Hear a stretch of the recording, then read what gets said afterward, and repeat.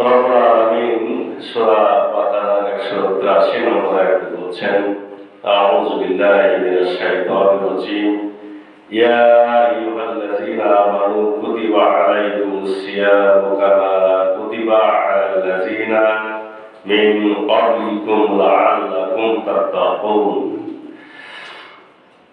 হে ঈমানদারগণ, তোমাদের উপরে রোজাকে ফরজ করা হয়েছে যেমনি ভাবে ফরজ করা হয়েছিল তোমাদের পূর্ববর্তীদের উপরে, যাতে করে তোমরা তাকওয়া অর্জন করতে পারো, আল্লাহ ভীতি অর্জন করতে পারো, আল্লাহ সচেতন হতে পারো। আলহামদুলিল্লাহ, আজকে আমরা 20টি সিয়াম অতিবাহিত করছি। আমরা সিয়ামের মধ্যেই আছি। এই সিয়ামের ফরজিয়াত সূরা বাকারার 183 নম্বর আয়াতের মাধ্যমেই করা হয়। এই আয়াত নাজিল হয়েছে আপনার 2য় হিজরির বদর যুদ্ধের কিছু পূর্বে। এর আগে রাসূল সাল্লাল্লাহু আলাইহি ওয়াসাল্লাম বিভিন্ন ভাবে সিয়াম রাখতেন। মহরমের সিয়াম রাখতেন, মাসে 3টি সিয়াম রাখতেন, বৃহস্পতি সিয়াম রাখতেন। কিন্তু ফরজিয়াত ভাবে, ফরজ হিসাবে রব্বুল আলামিন এই 183 নম্বর আয়াতের মাধ্যমে, এই আয়াত দ্বারা এই উম্মতের জন্য 1 মাস সিয়াম ফরজ ঘোষণা করলেন। রব্বুল আলামিন বলছেন যে সিয়ামের বিধান শুধু তোমাদের জন্য নয়, তোমাদের পূর্ববর্তীদের উপরেও দেওয়া হয়েছিল, যাতে করে তোমরা তাকওয়া অর্জন করতে পারো। সিয়াম ছাড়া কি তাকওয়া হয় না? সিয়াম ছাড়া তো তাকওয়া হয়। আল্লাহ ভয় তো বিভিন্ন ভাবেই হয়। কোরআন পড়লে তো তাকওয়া অর্জন হয়, কিন্তু রব্বুল আলামিন এক এক জায়গায় এক এক কারণে এরকম কথা বলেন। সেটা কি? যে লাআল্লাকুম তাত্তাকুন, এমন ধরনের তোমরা তাকওয়া অর্জন করবে, এমন ধরনের তোমরা আল্লাহ সচেতন হবে, যাতে করে তোমরা তোমাদের নিজেদের উপর নিয়ন্ত্রণ করতে শিখবে। হালালকে গ্রহণ করা, হারামকে বর্জন করার পদ্ধতি তোমরা শিখবে। আর এই শিখার মাধ্যমে তোমরা কি হবে? এমন আল্লাহ সচেতন হবে যে তোমাদের কোরআনের বিধিবিধান মেনে নেওয়া তোমাদের জন্য সহজ হয়ে যাবে। কোরআনে যেটাকে হালাল বলা হয়েছে সেটা হালাল হিসেবে গ্রহণ করা, কোরআনে যেটাকে হারাম হিসেবে বর্জন করতে বলা হয়েছে সেটাকে বর্জন করা তোমাদের জন্য সহজ হয়ে যাবে। এবং কি হবে? কোরআনকে নিজের জীবনে বাস্তবায়ন, সমাজ জীবনে বাস্তবায়ন, রাষ্ট্রীয় জীবনে বাস্তবায়ন, গোটা বিশ্বে কোরআনকে প্রতিষ্ঠিত করার জন্য যে আন্দোলন, যে চেষ্টা সাধনা, যে জিহাদ করা প্রয়োজন, তার শক্তি তোমরা অর্জন করবে। শুধু তাই না, কোরআনকে বোঝা, কোরআনের শিক্ষাকে গ্রহণ করা, সে শিক্ষা ব্যক্তি, সমাজ, বিশ্ব, রাষ্ট্রে এটাকে প্রতিষ্ঠিত করার শক্তি তোমরা অর্জন করবে। কোরআন খুব ওজনদার জিনিস, কোরআন খুবই মর্যাদাপূর্ণ জিনিস, কোরআন খুবই মূল্যবান জিনিস, কোরআন খুবই গুরুত্বপূর্ণ জিনিস। এই উপলব্ধি, এই হুঁশ, এই তাকওয়া অর্জনের মাধ্যমে তোমাদের সৃষ্টি হবে। আল্লাহ বলছে এটা মাত্র কয়েকটা দিনের। দেখেন যে আল্লাহ 1 মাসের সিয়াম ফরজ এরকম না বলে বলছে মাত্র কয়েকটা দিন। আসলে মাস বললে ভয় লাগে, কিন্তু খেয়াল করে দেখে তো আসলে কয়েকটা দিন। এই তো সেদিন আমরা শুরু করেছি, আজকে কি 20টা শেষ। যারা করে তাদের জন্য কি এটা খুব বেশি? তাদের জন্য কিছুই না। যারা করে না তাদের জন্য অনেক কঠিন। তাদের 1 মাসের সিয়াম আসা মানে 1 বছরের সিয়াম আসা। আর যারা করবে তাদের কাছে এটা কয়েকটা দিন। আল্লাহ বলেছে এটা কয়েকটা দিন, মাত্র কয়েকদিন। দিনের হিসাব পেলে 29 দিন, না হলে 30 দিন। এটা মাত্র কয়েকটা দিনের বিষয়। ফামান কানা মিনকুম মারিজান আও আলা সাফারিন ফাইদ্দাতুম মিন আইয়ামিন উখরা। তোমাদের মধ্যে কেউ যদি অসুস্থ হয় অথবা সফরে থাকে তাহলে কয়দিন সে অসুস্থ ছিল আর কয়দিন সে সফরে ছিল, এটা হিসাব রাখবে। কেন হিসাব রাখবে? মিন আইয়ামিন উখরা, পরে এটাকে করে নিতে হবে। তাহলে আমি যদি অসুস্থ থাকি, আমি যদি সফরে থাকি, সফর থেকে ফিরে এসে অসুস্থ থেকে সুস্থ হয়ে গেলে কি করতে হবে? এই শ্যামটা আবার করে ফেলতে হবে।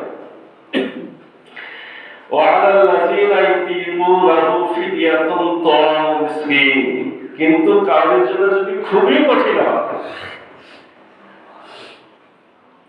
শ্যাম রাখা খুবই শক্ত কাজ হয়, মানে কোনো সমস্যা আছে, কোন বিপদে আছে, এমন অসুখ ভালো হচ্ছে না, এমন কাজ করে যে কাজ না করলে বাড়িতে ভাত হবে না, কিন্তু সেই কাজটা খুবই কঠিন, কঠিন পরিশ্রম করতে হয়। এই যাদের জন্য খুবই কঠিন হয়ে যাবে, শুধু তাদের জন্য কি সুযোগ থাকলো? ফিদিয়াতুন তাআমু মিসকিন, তারা সিয়ামের পরিবর্তে মিসকিনকে খাওয়াবে। সিয়াম না নিজে রেখে কি করবে? মিসকিনকে খাওয়াবে। কতটুকু খাওয়াবে, কেমন করে খাওয়াবে, কথা এখানে লেখা নাই। তবে বোঝা যাচ্ছে যে একটা মিসকিনকে, মানে আমি 30 দিন সিয়াম রাখিনি, অর্থাৎ 30 দিন 30টা মিসকিনকে খাওয়া দিতে হবে। আমি রাখতে পারছি না, তাদের জন্য এটা প্রযোজ্য, মিসকিনকে খাওয়াতে হবে। ফামান তাতা খায়রান ফাহুয়া খায়রুল্লাহ।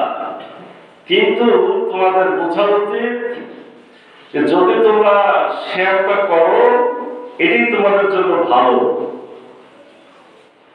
তাহলে বোঝা গেল এই কথাটা কিন্তু একেবারে যারা বিছানাগত তাদের জন্য বলা হচ্ছে না, ওই কথাটা আরো পরে আছে। এটা হলো যে খুব কষ্ট হচ্ছে, মানে কষ্ট হচ্ছে এজন্য সে ভাঙার সুযোগটা পাচ্ছে, সে মিসকিনকে খাওয়াবে। এরপরে বলা যে ওই কষ্টের মধ্যেও যদি সে করে, যদি করতে পারে, তাহলে সেটাই তার জন্য কি হবে? সেটাই ভালো হবে। মানে আল্লাহ বলছে যে তুমি ভাবছো খুব কষ্ট, হয়তো রোগের কারণে হোক আর কোনো পরিশ্রমের কারণে হোক, কিন্তু যদি তুমি সিয়ামটা করো, তোমার বোঝা উচিত যে সিয়ামে অনেক উপকার আছে, আখিরাতের কল্যাণ আছে, শরীর স্বাস্থ্যের উপকার আছে, এর মধ্যে অনেক ভালো কিছু আছে। ইন কুনতুম তাআলামুন, যদি তোমরা বুঝো, যদি তোমরা বুঝো, এটা যদি উপলব্ধি করতে পারো, জেনে রাখো সিয়ামের ফলে কি আছে? কল্যাণ আছে, লাভ আছে। শাহরু রমাদানাল্লাযী উনজিলা ফীহিল কুরআনু হুদাল লিন-নাসি ওয়া বায়্যিনাতিন মিনাল হুদা ওয়াল ফুরকান। আল্লাহ বলেছেন এই মাস রমজান মাস। রমজান মাস মানে হলো জ্বালিয়ে পুড়িয়ে দেওয়ার মাস। আপনার যত পাপ পঙ্কিলতা আছে, গুনাহ খাতা আছে, ভিতরে যত ক্লেশ গ্লানি আছে, এটাকে ধ্বংস করার মাস রমজান মাস। আপনাকে আমাদের পরিষ্কার হয়ে যেতে হবে, এই মাসকে পরিশুদ্ধ করার মাস। আল্লাযী উনজিলা ফীহিল কুরআন, এই মাসে আল্লাহ কোরআন নাযিল করেছেন। এই মাসে আল্লাহ কোরআন নাযিল করেছেন। এই কথাটা দ্বারা আমরা পরিষ্কার বুঝে নিই যে রমজান মাস কেন এত দাম, যে রমজান মাসে কোরআন নাযিল করা হয়েছে। বিভিন্ন তাফসীরের কিতাবে এটা পাওয়া যায়, যত দুনিয়ার প্রসিদ্ধ কিতাব, সেটা তাওরাত বলেন, জবুর বলেন, ইনজিল বলেন, সবই কিন্তু রমজান মাসেই নাযিল করা হয়েছে। আর একটা বিষয় বলা হলো উনজিলা ফীহিল কুরআন, উনজিলা আর জালা, এটার অর্থ কিন্তু একসঙ্গে নাযিল করা হয়েছে। আর যদি আমরা করতাম নাযালা, তাহলে ধীরে ধীরে নাযিল করা হয়েছে। তা আমরা তো জানি যে আমাদের রাসূল সাল্লাল্লাহু আলাইহি ওয়াসাল্লামের উপরে ধীরে ধীরে 23 বছরে নাযিল হয়েছে। তো রব্বুল আলামিন কেন এখানে আনজালা শব্দ ব্যবহার করলেন? এটা হলো রব্বুল আলামিনের যে লাওহে মাহফুজে কোরআনটা ছিল, ওই কোরআনটাকে এক একসঙ্গেই আমাদের প্রথম আসমানে একদিনেই এক রাত্রেই এটা নাযিল করা হয়েছে। সে রাতটা কি? ইন্না আনজালনাহু ফি লাইলাতিল কদর। নিশ্চয় আমি কোরআনকে নাযিল করেছি কোথায়? লাইলাতুল কদরে। তার মানে রমজান মাসে নাযিল হয়েছে, আর রমজানের একটা রাত আছে, ওখানে আনজালনা বলা হয়েছে। সে রাতের নাম লাইলাতুল কদর। ওই লাইলাতুল কদরের গোটা কোরআনটা একসঙ্গে নাযিল হয়েছে। কিন্তু ওই আসমান থেকে, প্রথম আসমান থেকে যখন যেটা প্রয়োজন, রব্বুল আলামিনের নির্দেশ ক্রমে সম্মানিত ফেরেশতা জিবরিল আমিন ওখান থেকে ধীরে ধীরে আল্লাহর রাসূলের কাছে সেটা পৌঁছিয়েছেন 23 বছর ব্যাপী সময় ধরে। আল্লাহ বলছেন এই কোরআনটা কেমন? আল-কুরআনু হুদাল লিন-নাস। এই কোরআনই হলো মানুষের জন্য হেদায়েত। এই কোরআনটা হলো আলোর পত্রিকা। এই কোরআনটা হলো চলার পথের পাথেরও। এই কোরআনটা আপনাকে রাস্তা দেখায় দেবে। এই কোরআন দিয়ে আপনি যাবতীয় রাস্তার মধ্যে সঠিক রাস্তাটা খুঁজে পাবেন। এটাকেই বলা হয় হুদাল লিন-নাস। প্রত্যেক মানুষের জন্যই হেদায়েত। যে হেদায়েত নিতে চাবে তার জন্যই হেদায়েত আছে। এখানে হেদায়েতকে খুঁজে নিতে হবে, এই কোরআন সেটা হেদায়েত। আর কি? বায়িনাতিন মিনাল হুদা ওয়াল ফুরকান। বায়িনাত এর সুস্পষ্ট, মিনাল হুদা ওয়াল ফুরকান অর্থাৎ হেদায়েত কোনটা, সত্য কোনটা, মিথ্যা কোনটা ভাগ করা, এটা হচ্ছে ফুরকান। অর্থাৎ সুস্পষ্ট ভাবে সত্য মিথ্যার পার্থক্যকারী গ্রন্থ হলো আল-কুরআন। অর্থাৎ কোরআন দিয়ে আপনি একটু স্পষ্ট হবে এটা হক, এটা বাতিল, এটা জাহেলিয়াত, এটা অন্ধকার, এটা আলো, এটা ডান দিক, এটা বাম দিক। আপনি সকল বিষয় সুস্পষ্ট ভাবে জেনে নিলেন। এটা দ্বীন ইসলাম, এটা কুফরি। এই কোরআন এর জন্য এসেছে। তাহলে বোঝা গেল কোরআন যদি সত্য মিথ্যার পার্থক্যকারী হয়, এর অর্থ এটা কি একটা ধরেন সত্য আর মিথ্যা কিছু এখানে রেখে দিলেন, এই কোরআন দিয়ে বাড়ি বাড়ি কে ভাগ হয়ে যাবে নাকি? ব্যাপারটা তো এরকম। আমরা যেমন বুঝিয়ে যত সম্মান করি, মর্যাদা দিই, বেঁধে সেধে রাখি, চুমুকু খাই, কোথাও যুদ্ধ হচ্ছে, মারামারি হচ্ছে, এটা দিয়ে যে ফেলে দেবো তাহলে ভালোটা জিতে যাবে আর খারাপটা কে হারা যাবে, বিষয়টা এরকম নাকি? এর মানে হলো এখান থেকে বুঝে নিতে হবে। এই কথাটা বারবার বলা হচ্ছে, এখান থেকে কি করতে হবে? এটা বুঝে নিতে হবে। ওয়ায়াশারুল কোরআন আল-জিদ ফাহাল মিন মুদ্দাক্কির। কোরআন অবশ্যই সহজ করা হয়েছে বুঝার জন্য। তোমরা কেউ কি আছো এটা নিয়ে গবেষণা করবে?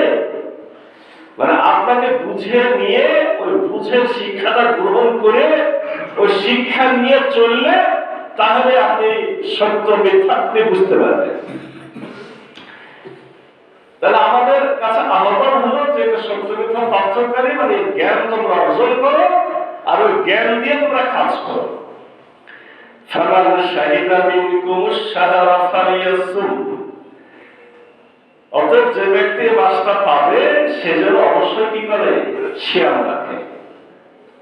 যে ব্যক্তি মাসটা পাবে সে যেন সিয়াম রাখে।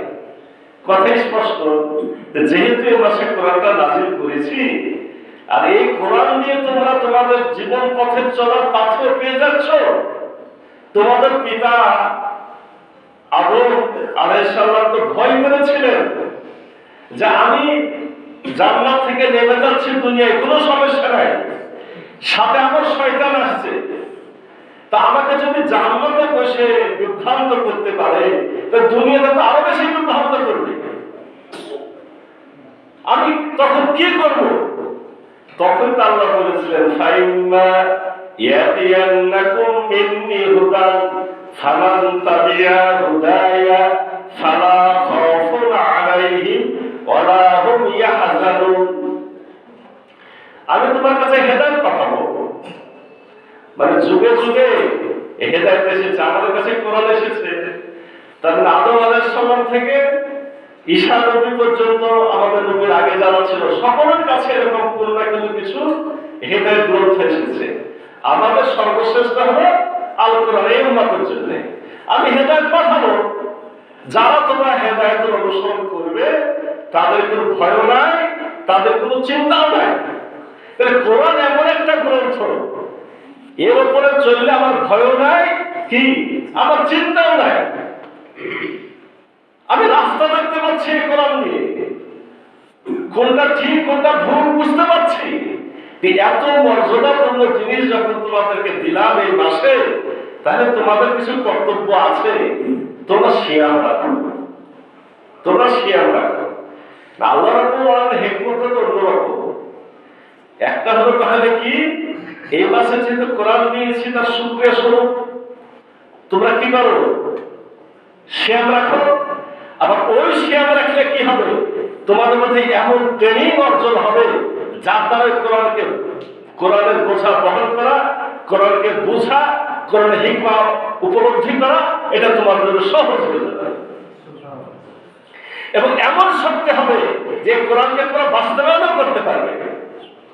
এজন্য আল্লাহর হিকমত আমরা আরো লক্ষ্য করছি যে এই রমজান মাসে যেমন কোরআনটা নাযিল করা হলো, আবার দেখা গেল যে রাসূল সাল্লাল্লাহু আলাইহি ওয়াসাল্লামের জীবনে গোটা 23 বছরকে রব্বুল আলামিন এমন ভাবে ভাগ করেছিলেন যে গোটা কোরআন তিনি বিজয় করবেন। তো বিজয়ের যতগুলো গুরুত্বপূর্ণ ঘটনা সেটা দেখা গেল রমজান মাসে ঘটল। যে বছর যে মাসে প্রথম আপনার শিয়াম ফরজ হলো, সেই রমজান মাসে সেই বছরেই প্রথম যুদ্ধ, হক এবং বাতিলের ফয়সালাকারী প্রথম যুদ্ধ বদরের যুদ্ধ সংঘটিত হল। এবং আল্লাহ রাসূল সাল্লাল্লাহু আলাইহি ওয়াসাল্লাম মাত্র 313 জন সাহাবী, যাদের না ছিল গুরুত্বপূর্ণ কোনো অস্ত্র, না ছিল কোনো গুরুত্বপূর্ণ বাহন, না ওই সমস্ত যোদ্ধাদের শরীরে সেরকম শক্তি সামর্থ্য ছিল, তারা নিজের ঘর বাড়ি ছেড়ে, সহায় সম্পদ ছেড়ে, ব্যবসা বাণিজ্য ছেড়ে আরেক দেশে এসে বসবাস করছে। তাদের আছে খাওয়ার অভাব, থাকার অভাব, ঘুমানোর সমস্যা। এরকম ধরনের মানুষগুলোকে নিয়ে রাসূল কোথায় গেলেন, একটা যুদ্ধে চলে গেলেন। রমজান মাসে তাকওয়ার শক্তি এমন শক্তি যে প্রথম যুদ্ধে বিপক্ষ দলের পরিকল্পিতভাবে আসা সশস্ত্র যোদ্ধা 1000 যোদ্ধার সাথে 313 জন যোদ্ধা বিজয় লাভ করল। তাদের 70 জন মারা গেল, 70 জন বন্দী হল, আর ইসলামের পক্ষে মাত্র কয়েকজন শহীদ হল। আলহামদুলিল্লাহ। তাহলে বোঝা গেল যে এই রমজান মাস কোরআন নাযিলের মাস, কোরআন অবতীর্ণের মাস, আবার কোরআন বিজয়ের মাস। প্রথম যুদ্ধ যেমন রমজান মাসে হলো, আবার ঘুরিয়ে দেখে যে মক্কা বিজয়, যেটা যে বিজয়ের মধ্য দিয়ে ইসলামের আল্লাহ রাসূলের যে আল্লাহ রাব্বুল আলামিন যে পরিকল্পনা দিয়েছিলেন, বিজয় ঘটানোর পরিকল্পনা, ওয়াল্লাযী আরসালা রাসূলাহু বিল হুদা ওয়া দীনিল হক লিইয়ুযহিরাহু আলা দীনি কুল্লিহি ওয়ালাউ কারিহাল মুশরিকুন।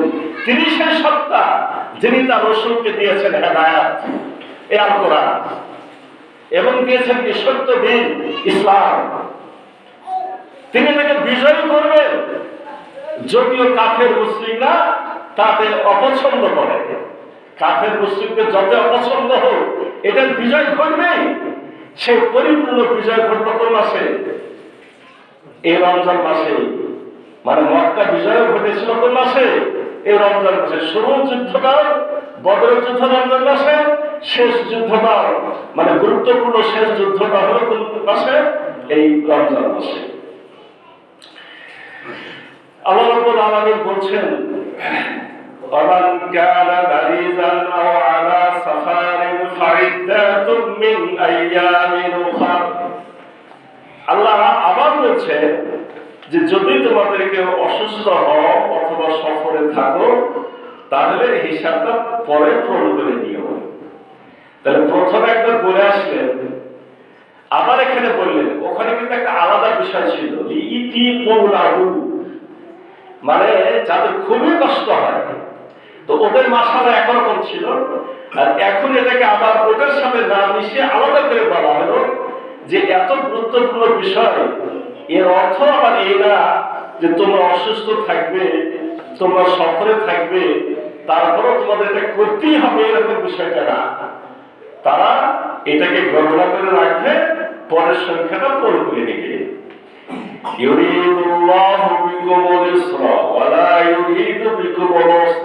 আল্লাহ তোমাদের জন্য সমস্ত বিধান কি করতে চান? সহজ করতে চান। তোমাদের জন্য কোনো কিছু আল্লাহ কঠিন করতে চান না। তোমরা মনে করলে কোরআন নাজিল করেছি, এটা হক বাতিলের পার্থক্যকারী গ্রন্থ, এটা নাজিল করেছি, অর্থাৎ শ্যাম করতেই হবে। হ্যাঁ, শ্যাম তো করতেই হবে, তবে ব্যতিক্রম হলো যদি তোমরা সফরে থাকো, অসুস্থ থাকো, তাহলে এটা পরবর্তীতে পূরণ করে নেবে। ولتكملوا العدة ولتكبروا الله على ما هداكم ولعلكم تشكرون। আল্লাহ তোমাদেরকে সংখ্যাটা পরিপূর্ণ করার সুযোগ দিয়েছে, যাতে করে তোমরা আল্লাহর বরত্ব ঘোষণা করতে পারো। তোমাদেরকে যে আমি হেদায়েতটা দিয়েছি তার তোমরা শুকরিয়া আদায় করতে পারো। মানে সিয়ামটা যদি অসুস্থতার কারণে একটা বাদ হয়ে যেত আর করতেই পারলাম না, এত বড় মহান গ্রন্থের শুকরিয়া আদায় করাটা বাকি থেকে যেত। তো বাকিও আল্লাহ রাখতে চান না, কষ্ট দিতে চান না। আল্লাহ কি চান? যে তোমরা হিসাব করে করে রেখো, যখনই সুযোগ পাবে ওটা আবার পরিপূর্ণ করে দিও। তার মানে আমি আজকে অসুস্থ আছি, কালকে আমি সুস্থ হয়ে গেছি, আমার কালকে শ্যামটা করতে হবে। রমজান মাসের শ্যাম বাকি থেকে গেছে, রমজানের পরে এটাকে তুলে দিতে হবে। সফরে থাকলেও একই ঘটনা। এখন একটা মাসালা সমস্যা হয়, কোরআনের আয়াতের কাছে আর কোন মাসালা নিয়ে এসে লাভ না। সে মাসালা হলো যে আমি অসুস্থ এখন আছি, মনে হচ্ছে যে আমি আর পারবই না, এর জন্য আমি ফিদিয়া দিয়ে দিলাম। খুব কঠিন মনে হলো, এর জন্য আমি মিসকিনকে খাবার দিয়ে দিলাম। এরপর আমি সুস্থ হয়েছি, কি করবে? আপনাকে সিয়াম রাখতে হবে। এই জায়গাটা অনেকে গ্যাপ করছে, কিন্তু আপনি আজকে দিয়েছেন এই জন্য যদি মরে যায়, না বাঁচি, তাহলে সিয়ামের কারণে আমি ফিদিয়াটা দিয়ে দিলাম। কিন্তু আপনি এরপরে খুব ভালো হয়ে গেছেন, আপনি কিন্তু যত ফিদিয়া দিয়েছেন ভালো কথা, তারপর আপনার কি করতে হবে?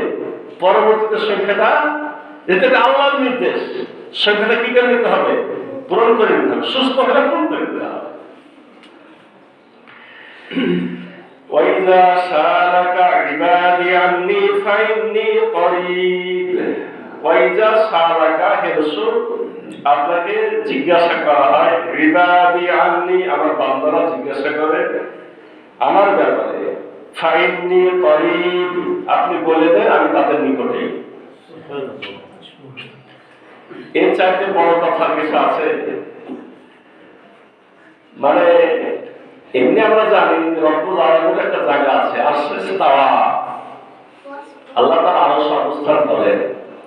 তো কেমন করে অবস্থান করেন, কিভাবে অবস্থান করেন, আর ওখানে থেকে তিনি কেমন করে এত কাছে আছেন, সব ব্যাখ্যা সাপেক্ষ বিষয়।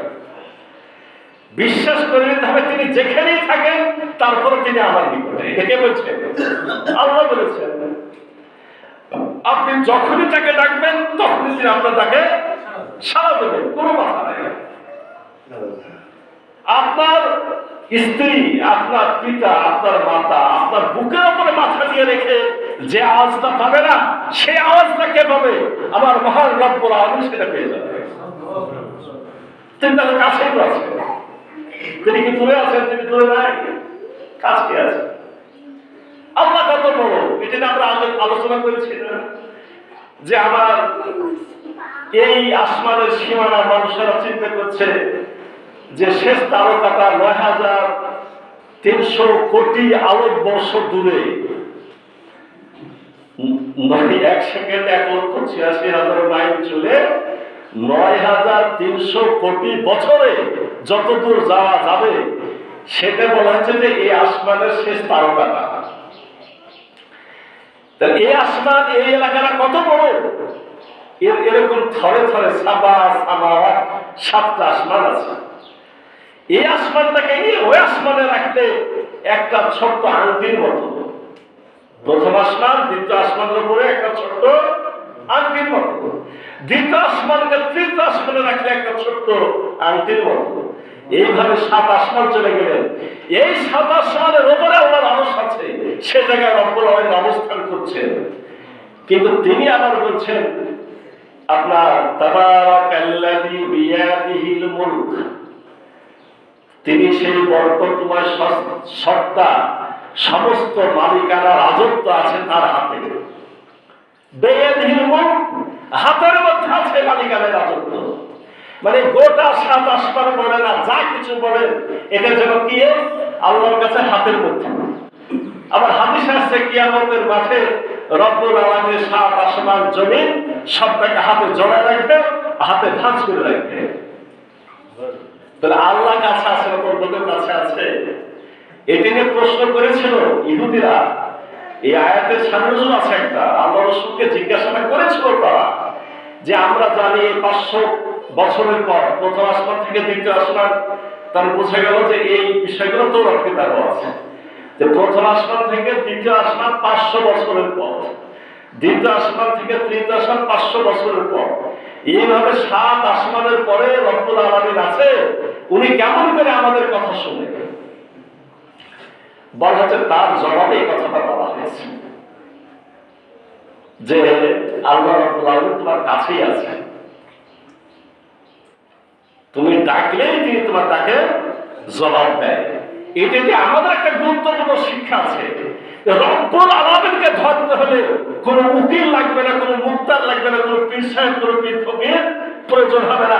সরাসরি প্রত্যেক বান্দা আল্লাহকে ডাকবে, প্রত্যেক বান্দার জবাব আল্লাহ দেবে। এখন কথা হলো যে রমজান মাসের আলোচনাতে এটা কেন আসলো? এটা নিয়ে মুফাসসিরিনরা কেরাম বলছেন যে রমজান মাস তো সেই মাস যে মাসে বেশি বেশি আল্লাহকে ডাকার সুযোগ আসে, বেশি বেশি দোয়া কবুলের মাস, বেশি বেশি দোয়া করার মাস, বেশি বেশি দোয়া করে গুনাহ খাতা মাফ করিয়ে নেওয়ার মাস। এই জন্য এই কথাটা আবার এই রমজান মাসের আয়াতের মধ্যে থেকে ঢুকায় দেওয়া হয়েছে। উজিবু দাওয়াতাদ দাঈ ইযা দাআন, যখন তারা আমাকে ডাকে আমি তখন তাদের ডাকে সাড়া দিই। ফালিয়াস্তাজিবু লি, অতএব তাদের উচিত আমার ডাকে সাড়া দেওয়া। আল্লাহর হিকমত, আল্লাহর কথা ধাঁচ বুঝেছে। তুমি বিপদে পড়লে তো আমাকে ডাকো, আমি তাকে সাড়াও দিই। তোমার উচিত কি? আমিও ডাকি, তখন তুমি ডাকে সাড়া দেবে। আল্লাহর ডাকটা কি? আল্লাহ তাকে যে কোরআনের পথে চলে আসো, এই যে হেদায়েত অবলম্বন করো, রমজান মাসে কোরআন দিয়েছি পড়ো, বুঝো, ওটা যে আমল করো। এটা কে হুকুম করেছে? আল্লাহ করেছে। যাবতীয় ইবাদত বন্দী করতে আল্লাহ নির্দেশ দিয়েছে। অর্থাৎ আমি যেগুলো করতে বলেছি তোমাদের উচিত সে কাজগুলো করা। অলিউমিনু বি, আমার উপরে ঈমান স্থাপন করো। লাআল্লাহু ইয়ারশুদুন, তাহলে তোমরা কি পাবে? সঠিক পথটা পেয়ে যাবে। উহিল্লা লাকুম লাইলাতাস সিয়ামি রাফাসু ইলা নিসাইকুম, তোমাদের জন্য রমজান মাসের রাতে স্ত্রীদের কাছে যারা হালাল করা হয়েছে। এখানে অনেক ঘটনা আছে। ব্যাপারটা হলো যে এক এক উম্মতের জন্য এক এক ধরনের বিধিবিধান। সিয়াম একই বাদত, কিন্তু এক এক নবী রাসূলের জন্য এক এক পদ্ধতি ছিল। তো এই বিষয়ে অনেকগুলো তাফসীর পড়ার পরে আমার কাছে যেটা সব থেকে নিজের কাছে গ্রহণযোগ্য মনে হয়েছে সেটা হলো যে আমাদের জন্য কি বিধান সেটা এই আয়াতেই লেখা আছে। এর বাইরে যা কিছু ছিল না পুরাতন বিধান। এখন যেমনি বলা হয় যে রোজা ফরজ, তখন ভাববে যে রোজা কেমন করে করবো? তাহলে ইহুদিরা কিভাবে করে, খ্রিস্টানরা কিভাবে করে, মানে আগে থেকে রোজা আছে, তাদের মতো করে করা শুরু করেছিল। এটাই স্বাভাবিক। এই স্বাভাবিক হওয়ার পরও তারা ভাবতো যে আমাদের বিধানে তো কিছু এখনো পেলাম না, তাহলে কি আমাদের বিধানটা কি হবে আর ওদের বিধানটা এরকম আছে। এর মাঝামাঝি একটা দোদুল্য মমতা থেকে সাহাবাদের মধ্যে কিছু মানে চিন্তাগত ত্রুটি, এটা আসলে ভুল না, এটা করবো না প্রতিধানটা করে ফেললো, অথবা যেটা করা দরকার সেটাই করলো না, এরকম ঘটনা কিছু ঘটছিল। তারপরে দুটো ঘটনা তাফসিরে এসেছে। একটা হলো শর্মা বিন কায়েস, গরিব মানুষ, মাঠে ঘাটে কাজ করে, সারাদিন খেজুর বাগানে বা মাঠে কাজ করেছে, কিছু খেজুর নিয়ে বাড়িতে এসেছে, ওকে দিয়ে সে ইফতার করবে। তো স্ত্রী দেখছে যে আমার স্বামী এই সারাদিন পেরেছেন, আপনি একটু বসেন, আমি গরম কিছু ব্যবস্থা করি। এই করতে সে বাইরে গেছে, আর এই ক্লান্ত শরীরে হেলান দিয়েছিল বা শুয়েছিল, ঘুম চলে এসছে।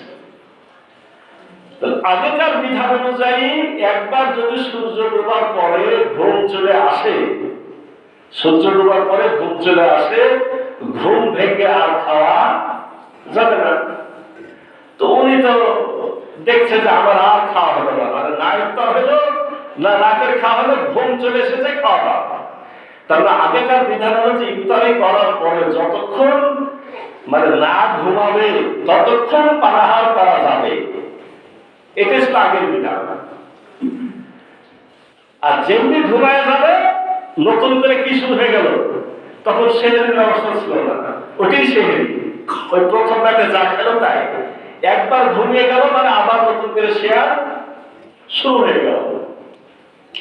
ওটা ছাড়া ওইভাবে শেয়ার শুরু করেছে, পরের দিন অজ্ঞান হয়ে গেছে, রসুলের কাছে খবর এসেছে, আল্লাহ রসুল চিন্তা করছেন যে কি বলবেন। এটা একটা বিষয় ছিল। আর একটা বিষয় ছিল হযরত উমর ইবনে খাত্তাব রাদিয়াল্লাহু আনহু, উনিও সন্ধ্যার পর ঘুমায় গেছেন।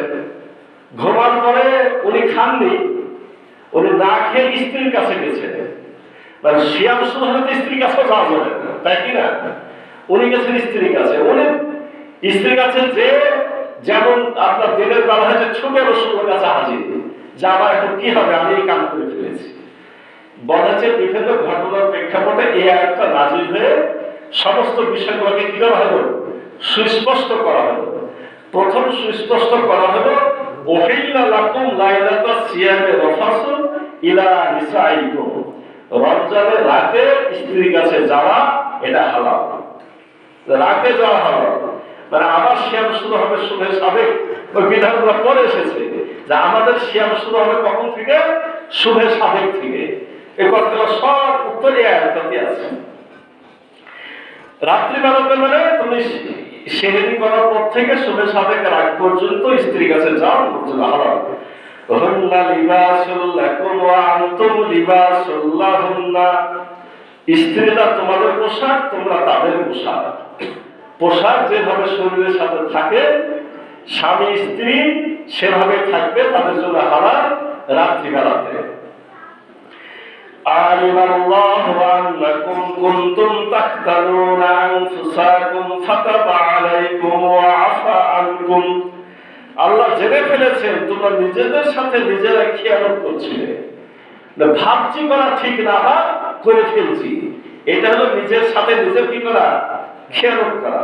তাখতানুনা আনফুসাকুম ফাতাবা আলাইকুম, অথচ তোমরা এটা নিয়ে খুব পেরেশান ছিলে, আল্লাহর কাছে মাফ চাচ্ছিলে, আমি তোমাদেরকে মাফ করে দিলাম।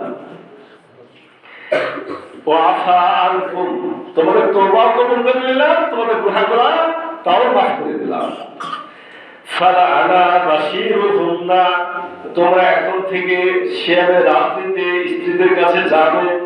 অবতাগুমা কাতাবাল্লাহু লাকুম, এবং তোমরা তালাশ করবে সেসব কিছু যা তোমাদের জন্য অধিকার দেওয়া হয়েছে, খরচ করা হয়েছে, পাওনা রাখা হয়েছে।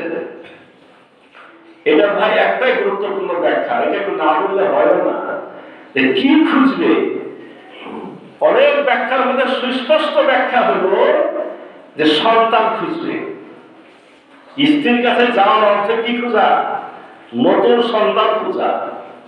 এই ব্যাখ্যা যদি এখন দিয়ে দেবে সমাজের লোকেরা শুনতে কি রাজি না। স্ত্রীর কাছে যাওয়া মানে সন্তান খোঁজা, তোমরা খুঁজো। আর এখন আমরা কিভাবে সব কি করছি, তালা মেরে রেখে দিচ্ছি নাকি? মানে স্ত্রীর কাছে বাচ্চা যাতে না আসে সে তালা মারিয়ে দিচ্ছি। আপনারা যেভাবেই বলেন না কেন, ইসলামের সাথে এগুলো যায় না, কোরআনের সাথে বিধানগুলো মিলবে না। হ্যাঁ, সত্যিকারের ইমানদার চিকিৎসক যদি চিকিৎসা করে, স্ত্রীর আপনার জীবনহানির আশঙ্কা থাকে, এরকম কোন সমস্যা সে বিধিবিধানটা আলাদা না। কিন্তু আপনি যদি বলেন রিজিক দিতে পারবো না, খেতে দিতে পারবো না, আমার দ্বারা এটা লালন পালন সম্ভব না, এটা যদি ভাবেন আপনি আল্লাহর দায়িত্বটা আপনি নিয়ে নিয়েছেন। খেতে দিলে কে? তিনি তাদেরকেও খেতে দেবেন, তোমাদেরকেও খেতে দেবেন, কোন সমস্যা নেই।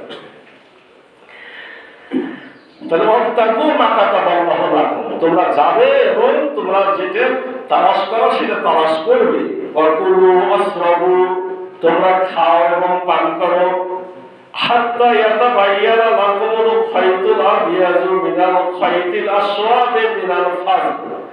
তোমরা খাও এবং পান করো যতক্ষণ না রাতের অন্ধকার থেকে আপনার আসওয়াদুল ফাজর, সকালে যে অন্ধকার সেটা পরিষ্কার হয়ে যায়। রাতের অন্ধকার থেকে সকালের শুভ্র আভা যতক্ষণ না পরিষ্কার হয় ততক্ষণ তোমরা খাও এবং পান করো। আপনার আসওয়াদুল ফাজর, আসওয়াদ হলো অন্ধকার, আর আবিয়াজ মানে সাদা। এটা নিয়ে আমরা, এটা নাম হচ্ছে শুভে সাদেক। একটা নাম হচ্ছে শুভে কাজের, একটা নাম শুভে সাদেক। তো শুভে সাদেক এবং শুভে কাজের যেটা তাফসিরে এসেছে, এটা তো আমরা আজকাল রাত জাগি না, যারা জাগে তারা হয়তো বুঝে। তবে আলহামদুলিল্লাহ যখন বাড়ি থেকে পাড়ায় গাড়ি ঘাটে মাঠে ঘাটে 2-4 দিন থাকতে হয়েছিল, তখন কিন্তু আমি খেয়াল করেছি বিষয়টা। সেটা হলো যে অনেকখানি রাতের পরে, মনে করেন যে 2টারও পরে হঠাৎ করে মনে হয় যে নিচ থেকে একটা সাদা আভা করে উঠে, চারিদিক পরিষ্কার, কিছুক্ষণ মনে হয়, তারপর ওটা কিন্তু আবার কি হয়, ওটা হারিয়ে যায়, আবার অন্ধকার লেগে আসে। ওই অন্ধকারের পরে না আপনার যেটা শুভে সাথে সকালের আলোটা আসে। রব্বুল আলামিন দুনিয়াতে কিছু প্রাণী দিয়েছেন দিনে কাজ কাম করার জন্য, আর কিছু প্রাণীকে দিয়েছেন রাত্রে খাওয়া দাওয়া চলাফেরার জন্য। তো রাত্রে নিশাচর প্রাণীরা যাতে সময় মতো তার বাড়িতে ফিরতে পারে, ওই জন্য রব্বুল আলামিন একটা শুভে কাজের, অর্থাৎ একটা হঠাৎ করে একটা আলোর সৃষ্টি করেন, যে আলোর কারণে ওরা জানে যে এখন আমার কি হয়ে যাচ্ছে, সময় শেষ, এখন বাড়িতে ফিরতে হবে। ওই টাইমে বাড়িতে না ফিরে যদি শুভে সাদেকে ফিরতে যেত, মানে যখন আমরা শেষ করবো, তখন কিন্তু তারা ধরা হয়ে যেত। এজন্য তাদের একটা আলোর ব্যবস্থা আমরা করেছে, ওটাকে বলা হচ্ছে শুভে কাজে। ওটার পর অন্ধকার নামবে, ওই অন্ধকারের পরে যে শুভ্র আভাটা আসবে, এই শুভ্র আভাটা হলো আমাদের শুভে সাদেক। আর আমাদের শিয়াব রাখতে হবে শুভে সাদেক থেকে সূর্যাস্ত পর্যন্ত। এই কথাগুলো এত বলার দরকার ছিল না, যেহেতু এখানে লেখা আছে ফজর শব্দটা আছে না, এই ফজর শব্দ নিয়ে কি হয়েছে, একদম লোক শুনছি রাজশাহীতেই হতো না যে ফজরের নামাজ পড়ে এসে ভাত খেয়ে রোজা রাখছে, ফজর পড়ে এসে ভাত খাচ্ছে, সে লিখেছে, জানলা তো সকাল পর্যন্ত সুযোগ দিয়েছে। তো নিজে নিজে ব্যাখ্যা করলে কি হবে, এটার মাহাত্ম্যটা বুঝে নিতে হবে, কিন্তু সে সকালে ভাত খাচ্ছে। তো এই বিষয়গুলো সমাজে চলছে, যেন আমাদেরকে আলোচনা করতে হচ্ছে। আর রাত পর্যন্ত শেয়ার করতে হবে, রাত পর্যন্ত। এখন এবার চলে গেলে রাত পরে তাহলে এসব পরে নাকি, এটার ব্যাখ্যা তো রসুল দিয়েছে, যখনই পশ্চিমে সূর্যটা ডুবে তেমনি পূর্ব দিকে রাত শুরু হয়। অর্থাৎ যখনই রাত শুরু তখনই তোমার কি শিয়াম শেষ।